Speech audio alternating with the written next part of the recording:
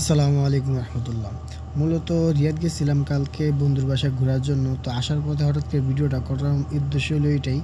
অনেকে বলে যে সৌদি আরব সুন্দর না, ঠিক আছে ভাই।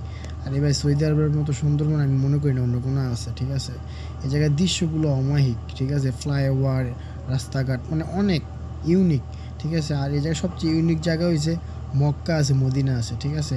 মক্কা মদিনা শহর যদি আপনি ঘুরতে যান, মানে আপনার তো একদিনে দুই দিনে ঘুরতে পারতেনই না, এত বড় শহর মানে একটা বাংলাদেশ সমান না, ঠিক আছে।